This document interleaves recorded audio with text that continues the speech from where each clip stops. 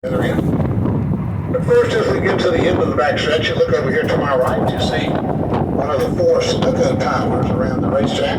This being in turn 3. If you look right between the two stands up here in a second, you'll see a couple of seats up there. Not a bad place to watch a race from. That's where working officials would be on race day. In this case, responsible for turn 3 to make sure no debris of any kind is on the racetrack, any oil, gasoline, carbon off vehicle, accidents, anything of that nature. They call race control, make them aware of it, so they can put out a caution flag, slow the field down, and adjust whatever is necessary to get them out for full speed racing.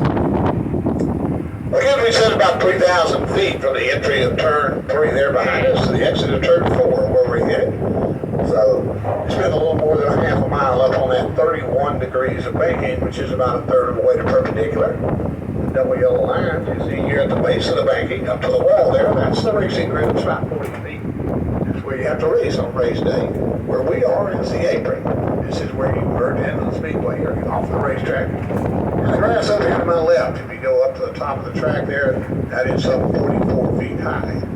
So race days are coming in here somewhere around 195 to about 202 miles an hour. 2, 3, sometimes 4 wide, racing through what is the equivalent of a 4-story building, angled at 31 degrees.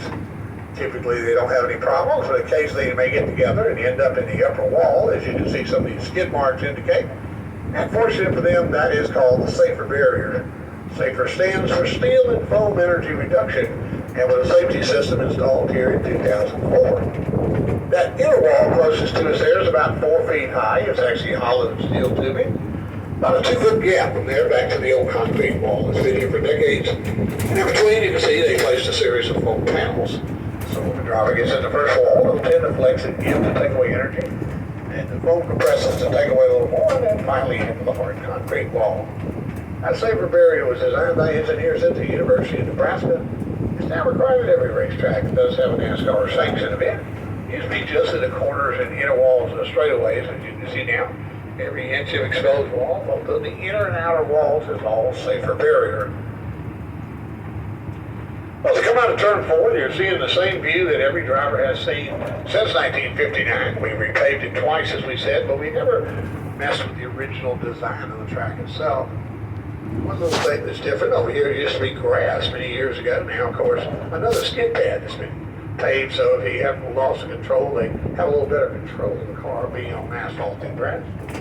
Behind the lower wall there, you can see those overflow garages. There were 30 of those yellow overflow garages for the cars when they're here for the Daytona 500. And more than the allotted number that would be in those overflow garages.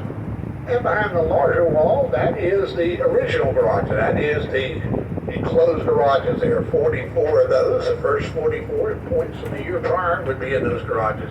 If they were overflow, they'd be in the extra garage area. And then after qualifying is completed, all 40 cars that make the Daytona 500 would be in those garages. We'll get a little view of that a little later. We can see kind of through there, and also in the stand. We'll show you.